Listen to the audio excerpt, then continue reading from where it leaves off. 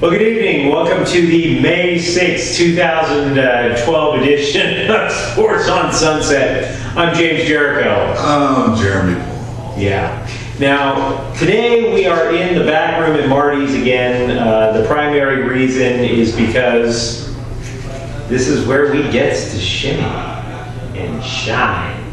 And in his case, be a little ashy. But I kid because it's true. Now, actually, we were going to do it outside, but unfortunately, many of the comics saw the Avengers over the weekend, and they can't stop screaming about it. It's not even like they're going to have a debate on anything like we will in here. It's just like consider a gay daisy chain of comic book geeks that just is on a never-ending cycle. So, with that said, the thing that we want to talk about today is something that's near and dear to both of our hearts, maybe a little bit more near and dear to his. We want to talk about boxing. Boxing versus mixed martial arts. Last night, Floyd Mayweather Jr. defeated Cotto. It's probably going to be the biggest and possibly only big boxing event this year. We want to avoid the whole, this is another black eye for boxing cliche, but there's kind of no doubt that boxing has lost a bit of its steam as opposed to MMA, which has been gaining fans. Because it had nowhere else to go but up. I would tend to agree, but with that said, Jeremy used to box, and I'm going to ask a couple of quick questions. As somebody who is closer to the sweet science than I, in your opinion, what is it that has given MMA a sort of a vibe that boxing has lost? What's giving it a vibe is the quick violence, and people are so into, like, boxing is methodical, it's technical, there's a lot to it. It's not just people throwing haymakers. In mixed martial arts, there's a lot of quick knockouts because they stop the fight if anyone gets knocked down by a hard punch. Whereas in boxing, someone gets knocked down by a hard punch, they count to 10, they get back up.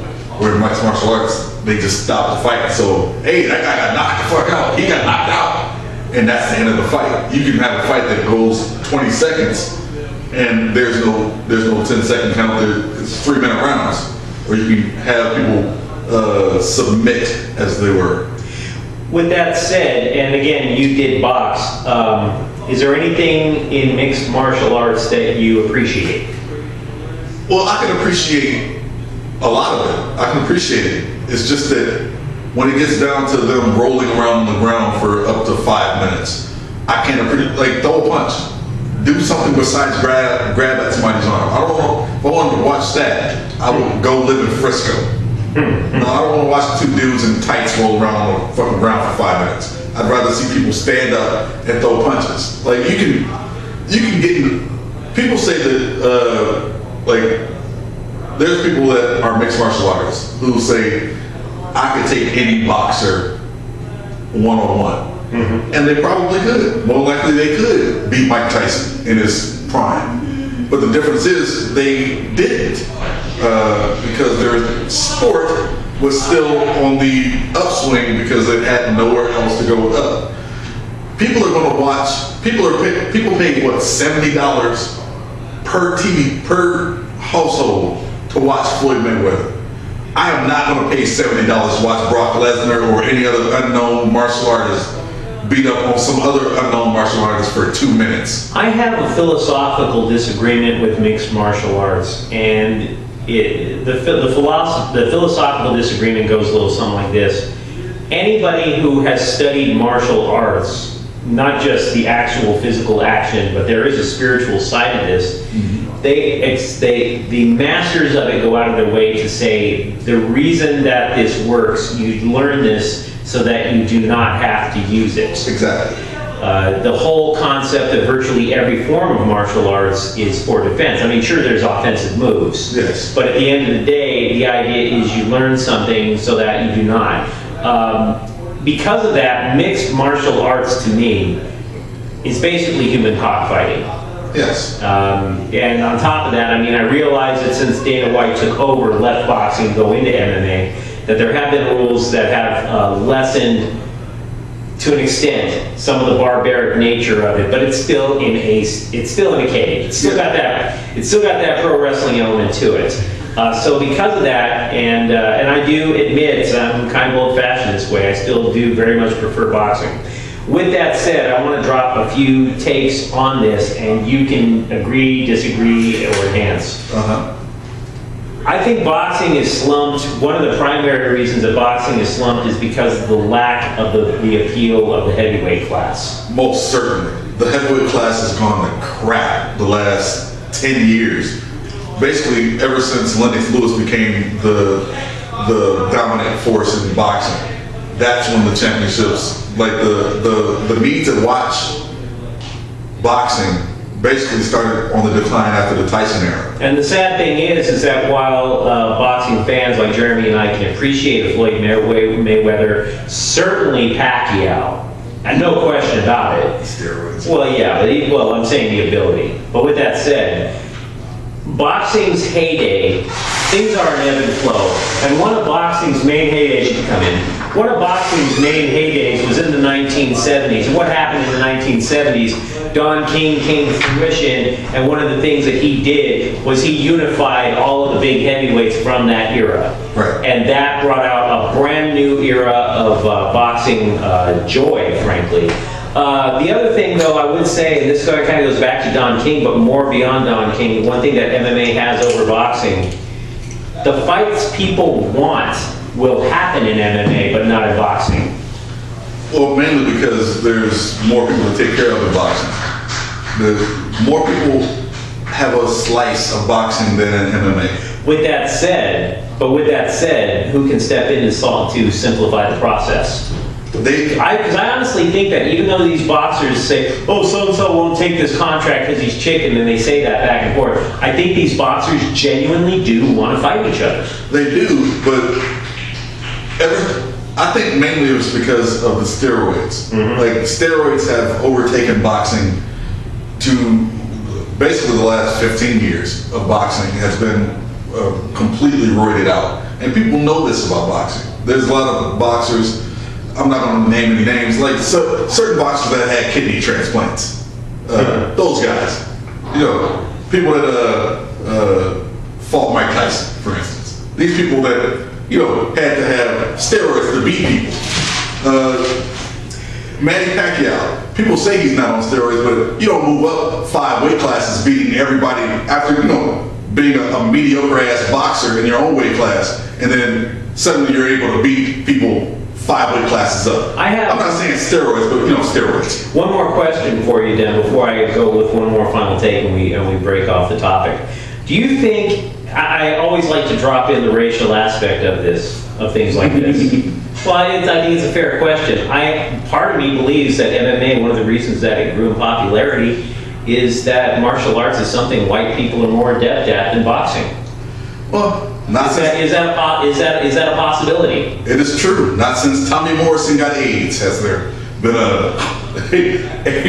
a white heavyweight worth watching. Aren't you glad I asked that question? That's funny. But I still have a feeling that because people want to see somebody who looks like them excel in a sport. I mean, despite the fact that, you know, white people will still absolutely watch football and basketball. Vladimir Klitschko. Yeah. Vitaly Klitschko. Yeah, somehow that doesn't bring out the people from Irvine. I do have one other final take before we drop off and go switch topics. Memo to MMA fan. You are really happy about your sport and you're predicting the demise of boxing. I wouldn't be so sure. And here's the reason why. Boxing is over a century old, and over a century ago, boxers didn't have gloves, and the fights would last 45, 50 plus rounds. Sounds like the first version of MMA to me. They just started taming it down. Don't be surprised if the same thing happens to your sport. With that said, Jeremy, why don't you tell them what's on your mind? What's on my mind is the NCAA has way too much power. Way too much power. And I began to ponder this about a week ago, and I've come to the conclusion that we need to abolish athletic scholarships and embrace a true farm system like they have in China and Australia and other countries, to basically drum out the fact that athletes aren't going to college for college anymore. They're going to get publicity. They're going to get publicity so they can become pros. And instead of working on becoming pros, they go to Duke, or they go to Kentucky, or they go to Kansas, these big name programs, to become stars, and then they move on and leave their college after 1 year. And it's not fair to the college. It's not fair to the students that go to these colleges. And these athletes basically need to serve their country, serve their colleges correctly, basically. If we take away athletic scholarships, what happens next is that you have college scholarships being given to people that want to go to college. And sure, athletes didn't go to college and graduate and they can pursue academics, but the farm system, like in baseball, you can be drafted and you'll be assigned to a farm team and you can still go to college.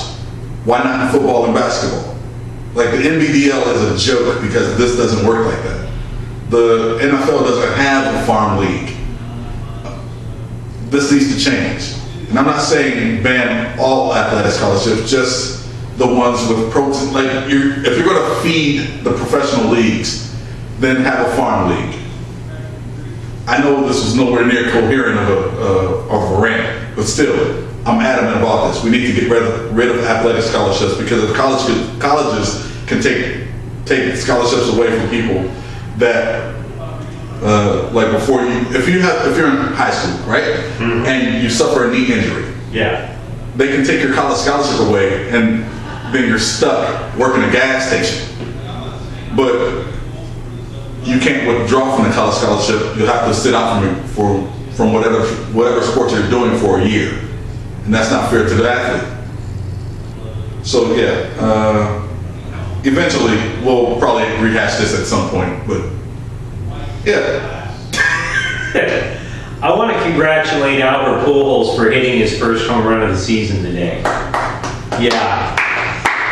Also, props to the Angels for winning a series up in Toronto to continue their long, desperate climb out of last place in the American League West.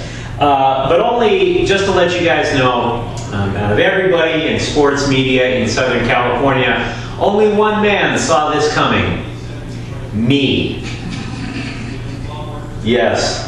For those of you who are friends of mine on Facebook, I called it before the season started that the Texas Rangers were going to win the American League West going away.